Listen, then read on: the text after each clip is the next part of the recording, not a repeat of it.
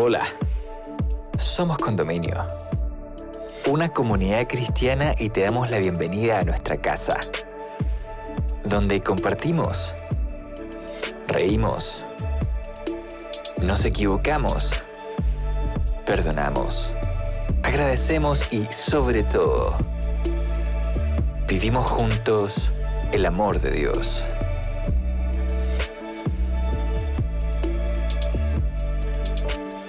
Llegamos a ti con nuestra serie ¿Qué pasaría si?, presentándote el capítulo ¿Qué pasaría si no hubiera perdón?, donde Vivian Moraga, amiga de nuestra casa, nos invita a reflexionar sobre la importancia del perdón en nuestras vidas.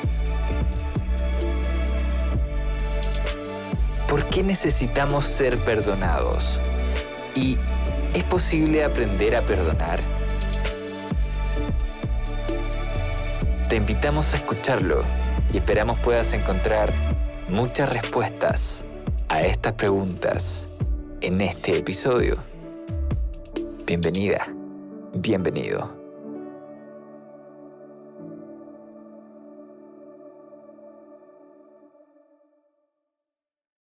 Hola, ¿cómo estás? Es un privilegio para mí poder compartir este ratito con ustedes y poder tratar juntos de dar respuesta a una pregunta muy intrigante, una pregunta muy importante. ¿Qué pasaría si el perdón no existiese? Para llegar a una respuesta que nos deje tranquilos, ¿cierto? Vamos a ir a la Biblia, a la palabra de Dios, pero también he buscado algunas historias que sucedieron y han sucedido en distintos momentos de la historia de este mundo. Historias de la vida real que, independientemente de la cultura, de la situación, del lugar, hubo hombres o mujeres que se vieron enfrentados a la posibilidad de perdonar o no hacerlo. Aquí va la primera. El 11 de febrero de 1990, Nelson Mandela era puesto en libertad, tras pasar 27 años en prisión por ser acusado de conspirar para el derrocamiento del gobierno liderado por la raza blanca. Mientras estuvo en prisión, Mandela fue golpeado, fue torturado, no se le permitía conocer las noticias de su país, tampoco se le permitía tener visitas, fue llevado a hacer trabajos forzosos, picando piedras inmensas durante horas y horas bajo el calor del sol. Pero luego su liberación fue otorgada por el vicepresidente de Sudáfrica, Frederick de Klerk, quien ya tenía anhelos fuertes de abolir el apartheid. Mandela sale de la prisión como un gran líder de paz a favor de la igualdad de los derechos raciales. En 1994 se celebraron las primeras elecciones democráticas en la historia de su país, en las cuales Mandela fue electo presidente de Sudáfrica. ¿Cómo habrá sido para este hombre, después de haber sido torturado, después de haber perdido su libertad? Durante el tiempo en el que él estuvo preso, estuvo detenido, él perdió a su esposa. Sus hijos no querían nada con él porque él luchó más por su país que por ellos mismos. Bueno, el primer día de trabajo de Mandela como presidente, cuando llegó al Palacio Presidencial, ya los empleados en las oficinas estaban listos para ser despedidos, cada uno con sus cajas, con sus cosas, listos pensando que Mandela, por no compartir el mismo color de piel, los iba a despedir. Pero él les dio la oportunidad de quedarse, si lo deseaban, y así poder trabajar juntos. Todos los días Mandela llegaba a su lugar de trabajo y les preguntaba a cada uno: ¿cómo está? ¿Cómo está su familia? ¿Cómo está su esposo, su esposa? Y su hijo, el que estaba enfermo, ¿cómo está? Mandela aprendió los nombres de todas las personas que le rodeaban en su lugar de trabajo. Su guardia de seguridad estuvo compuesta por hombres de raza blanca y negra. Ellos mismos no llegaban a entenderse, se odiaban, pero Mandela los amaba. Fue un proceso de grandes aprendizajes para ambas partes.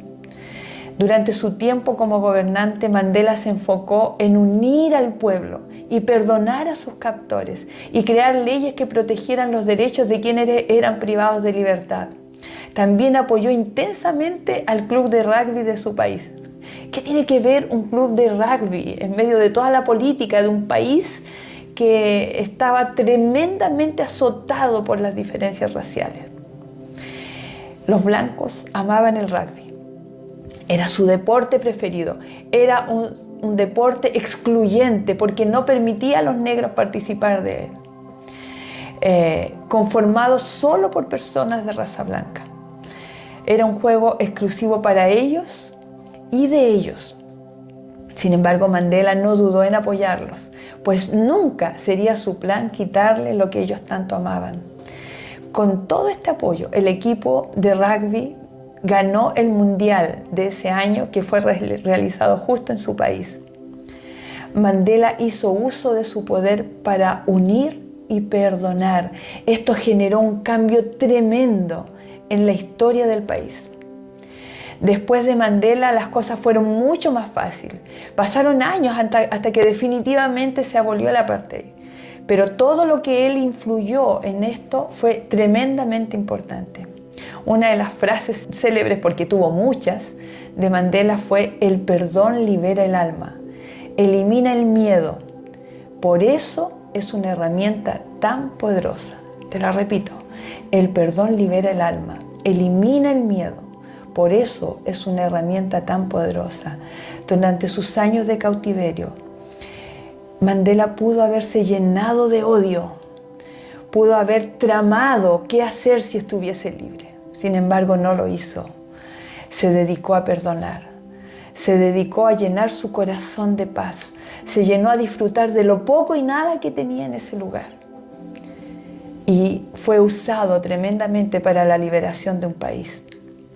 Otra historia. 17 años tenía José cuando, después de sufrir un intento de asesinato a mano de sus 10 hermanos, fue vendido como un esclavo a una caravana de ismaelitas que a su vez lo vendieron a Egipto. José, un hijo amado de sus padres, al igual que Mandela, se vio privado de su libertad y fue humillado, fue denostado y obligado a trabajar entre desconocidos sin privilegios ni derechos. Pasó el tiempo y cuando parecía que las cosas iban mejorando, fue acusado de intento de violación. ¿Te lo puedes imaginar? Un esclavo acusado de intento de violación. La esposa de Potifar, su amo, fue quien lo acusó y fue echado a la cárcel. Pasó allí más de 2 años, acusado injustamente, sin derecho a defenderse. Allí sufrió los rigores de la miseria, el abandono y la ingratitud. Durante todo este tiempo, José pudo haberse llenado de odio, incomprendiendo todo lo que pasaba, haberse llenado de resentimiento. Pero luego, al paso de los años, José fue puesto en libertad. Y después de una serie de circunstancias que tú puedes leer en tu Biblia, en el libro de Génesis, es una historia maravillosa y que te invito a conocer si no la conoces o a repasar si ya la conoces. José fue nombrado primer ministro de Egipto, el segundo en influencia y poder después del faraón. 9 años después, en pleno ejercicio de sus nuevas funciones, José tiene un encuentro inesperado con sus hermanos, los mismos que lo habían vendido siendo apenas un muchacho. ¿Te puedes imaginar lo que pensaron estos hombres, ahora hombres, que lo habían vendido a su propio hermano? Estaban frente al hombre más importante después del faraón. Él tenía todo el poder en sus manos. Después de una serie de eventos registrados en el libro de Génesis, José se da a conocer a sus hermanos y les dice: yo soy José, su hermano, el que ustedes vendieron para Egipto.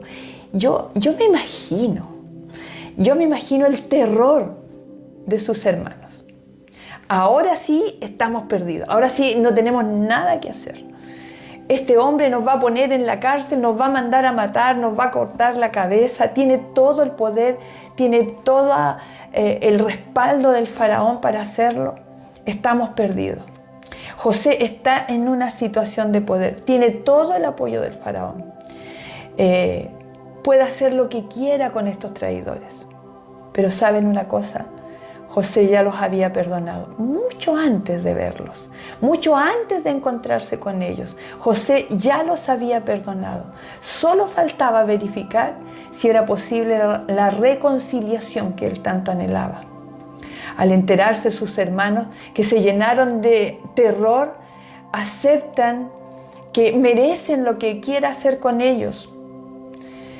Pero José, llorando, a gritos, dice la Biblia, llorando a gritos, se lanza a sus brazos y se funde con ellos, lleno de amor y de perdón.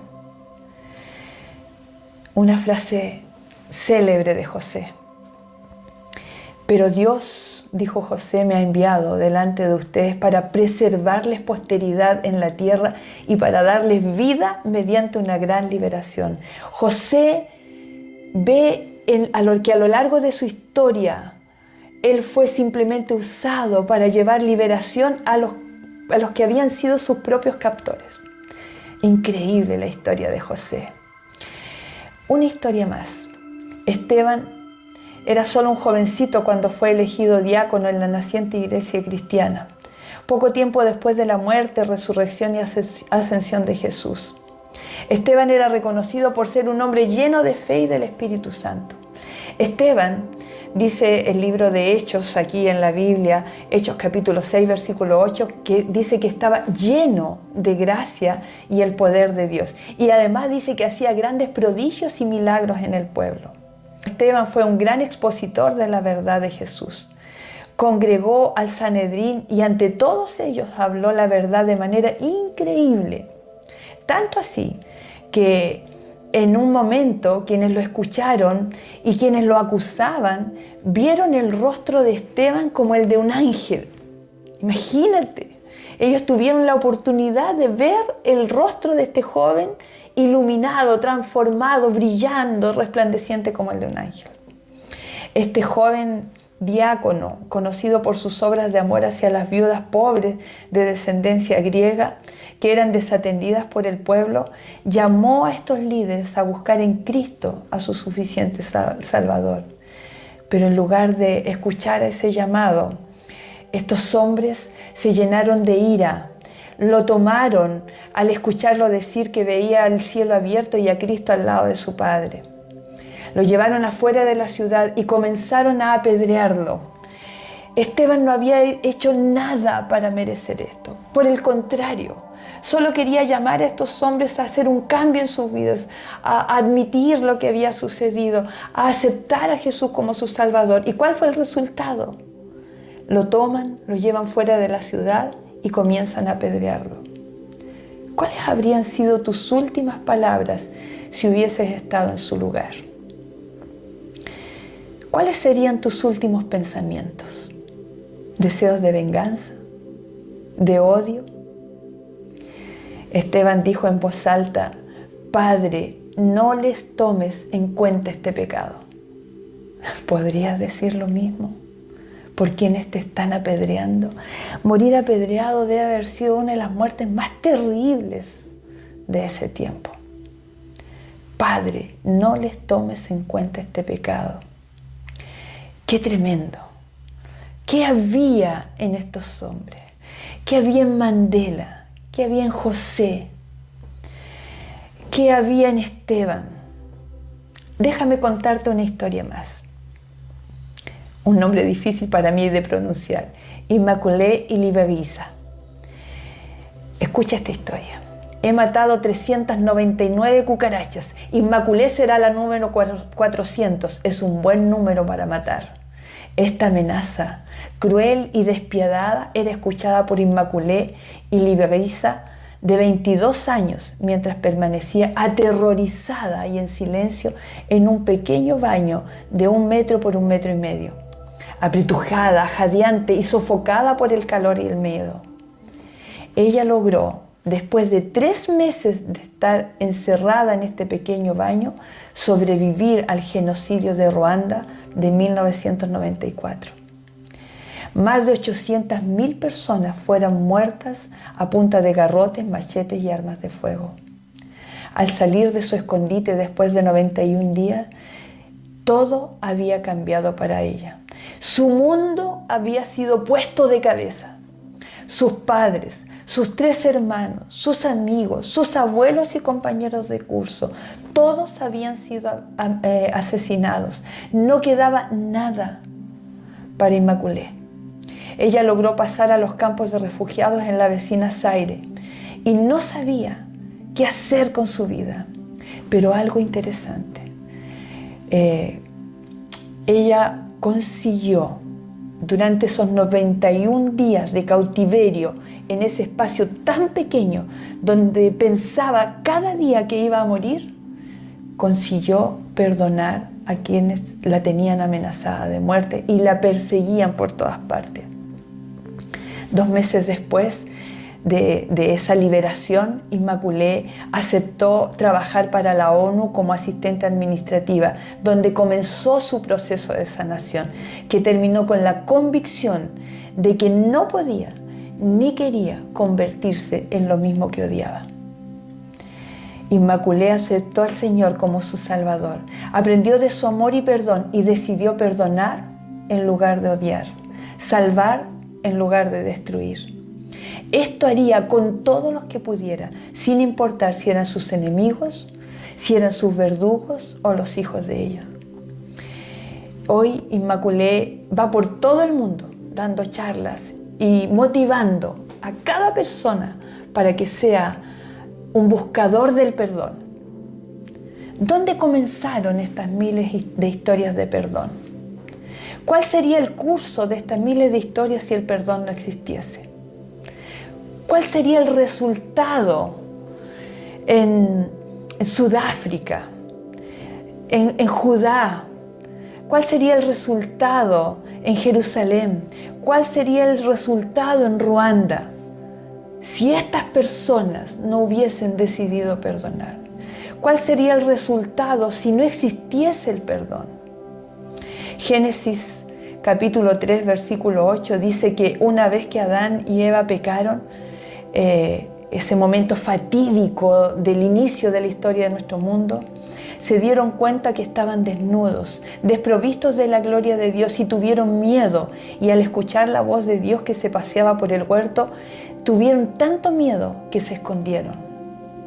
¿Por qué tuvieron miedo? Si Dios solo les había mostrado amor.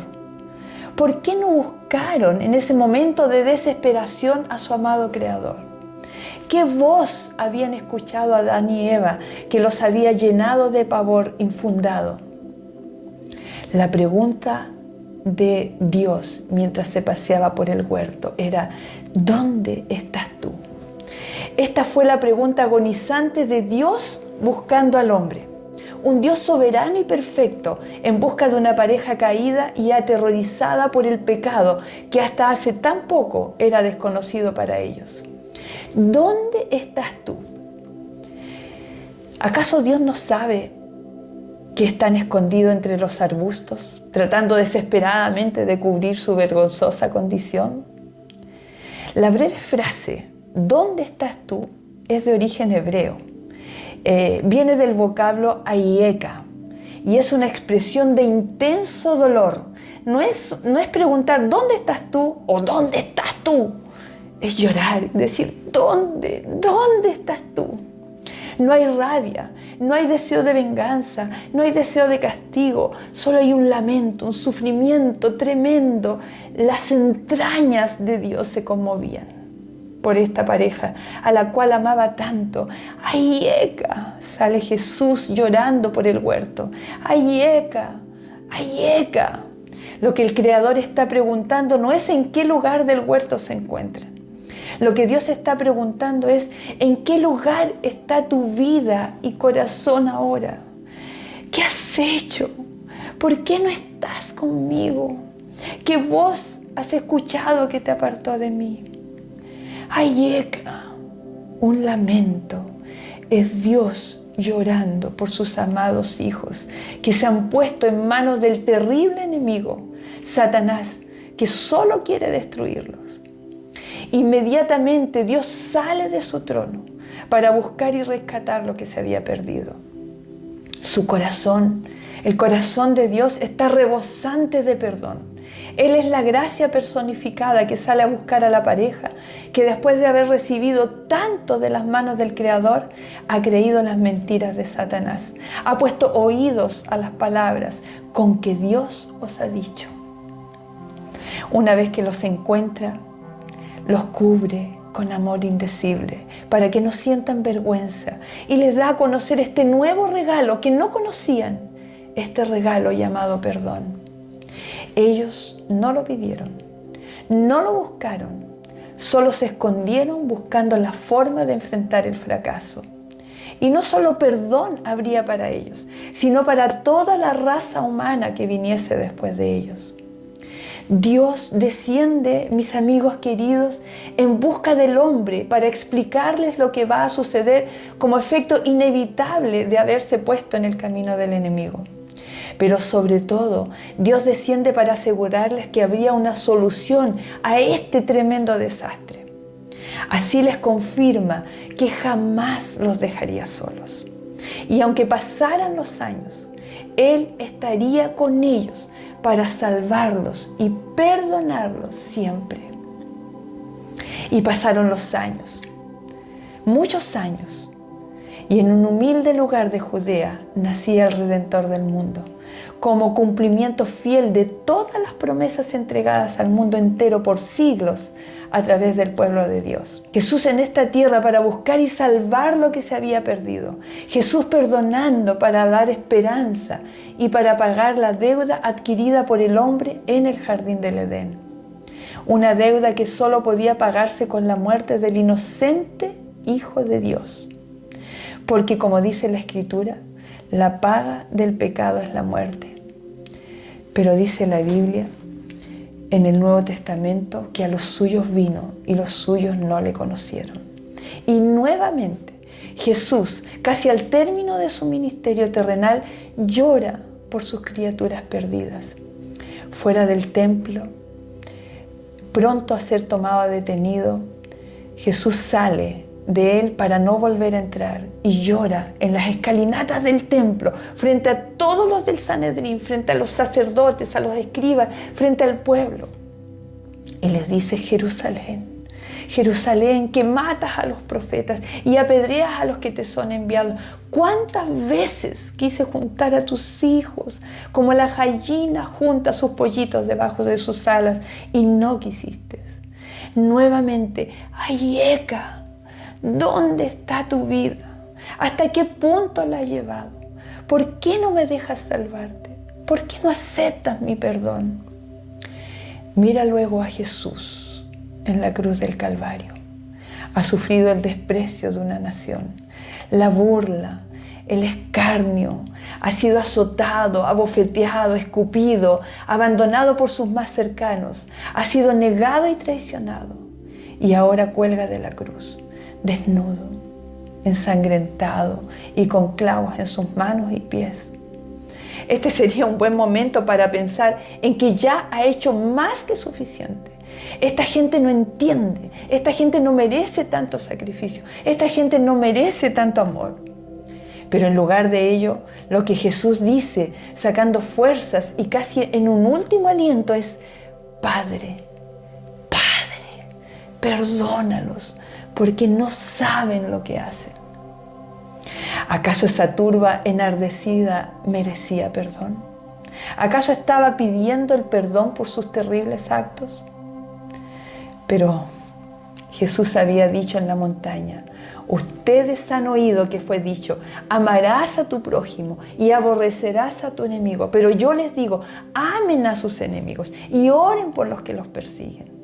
Y eso era justamente lo que Cristo estaba diciendo. En su momento de mayor sufrimiento físico, mental y espiritual, Él estaba orando a su Padre y pidiendo que los pecados de la multitud perversa fuesen perdonados. Para Cristo, para Dios, esa es la perfección que debemos desear.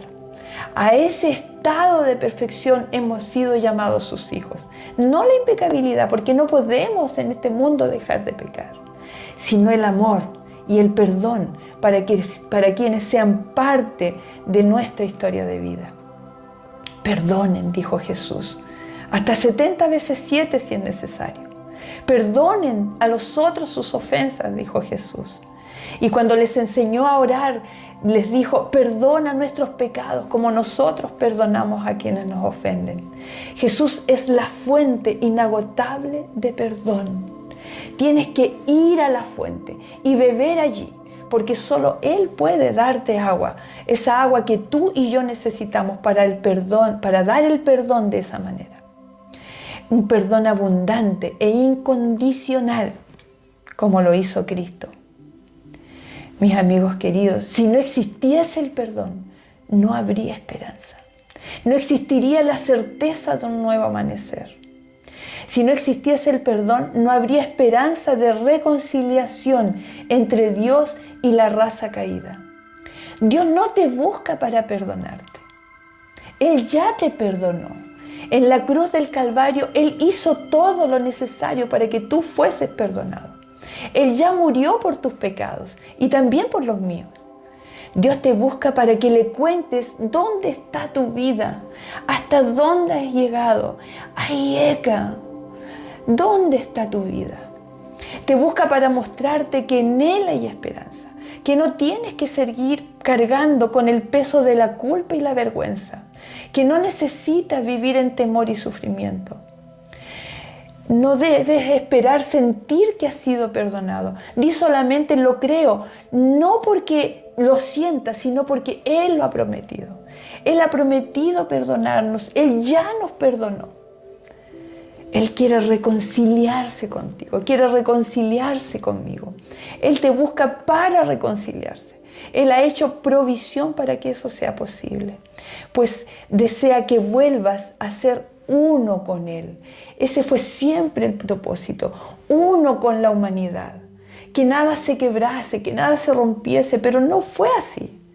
Y entonces Él hizo todo, mis amigos, todo lo necesario. Lo único que tú quieres decir, tú quieres hacer o necesitas hacer, es decirle dónde está tu vida. Decirle hasta dónde has llegado. Contestar a ese lamento de Cristo Jesús, que te dice: ay, Eka, ¿dónde estás? Él te busca para que también tú puedas perdonar a quienes te han hecho daño y en lo posible puedas reconciliarte con ellos. Siempre que perdonemos, debe haber en nuestra mente, en nuestro corazón, el deseo de reconciliarnos, aunque no siempre será posible. No siempre podremos reconciliarnos, pero siempre debemos de perdonar. Siempre hemos de perdonar, aun cuando no nos pidan perdón. Siempre. Recuerda a José, sus hermanos aún no le habían pedido perdón y él ya los había perdonado. Recuerda a Mandela, en esa prisión ya había perdonado a sus captores.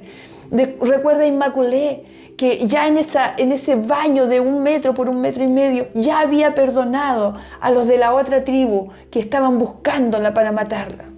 A los que habían matado a sus padres, a sus abuelos, a sus hermanos, a sus amigos, a todo lo que ella conocía. Ella ya los había perdonado. Así es Dios también con nosotros. Él ya nos ha perdonado. Solo está esperando reconciliarse contigo y conmigo. ¿Cómo no vamos a aceptar eso? ¿Cómo no vamos a ir a responder a esa pregunta? ¿Dónde estás tú? ¿Tú necesitas ese don? ¿No eres capaz todavía de perdonar? ¿Hay algo fuerte, profundo, duro que hicieron contigo? ¿Hay algo que te parece imperdonable? Busca en Dios el don del perdón. Tú verás cómo vas a ser libre. Y si es posible, vas a poder reconciliarte con esa persona. Solos no tenemos la capacidad de perdonar. Necesitamos ese don que viene de parte de Dios. Mira, la Biblia dice en 2 de Corintios, el capítulo 5, los versículos 18 en adelante, lo siguiente: todo esto proviene de Dios, quien por medio de Cristo nos reconcilió consigo mismo y nos dio el ministerio de la reconciliación. Esto es que en Cristo Dios estaba reconciliando al mundo consigo mismo, no tomándole en cuenta sus pecados y encargándonos a nosotros el mensaje de la reconciliación. Así que somos embajadores de Cristo, como si Dios los exhortara a ustedes por medio de nosotros. En nombre de Cristo les rogamos, dice Pablo, que se reconcilien con Dios. Al que no cometió pecado alguno, por nosotros Dios lo trató como pecador, para que en él recibiéramos la justicia de Dios. Nosotros, colaboradores de Dios, les rogamos que no reciban su gracia en vano. Porque Él dice, en el momento propicio te escuché y en el día de salvación te ayudé. Les digo que en este momento propicio de Dios, hoy es el día de salvación. ¡Qué pasajes extraordinarios! Vuelve a leerlos, vuelve a revisarlos en tu Biblia. 2 de Corintios, capítulo 5, versículos 18, hasta el capítulo 6, versículo 2. Es extraordinario lo que Pablo nos está diciendo. Hoy es el día de salvación. Hoy es el día en que tú y yo podemos aceptar por primera vez o por muchas veces más el perdón de Dios y ser reconciliados con Dios. Dios estaba con Cristo reconciliando consigo al mundo. Hoy es el mejor día para reconciliarte con Él y aceptar su perdón.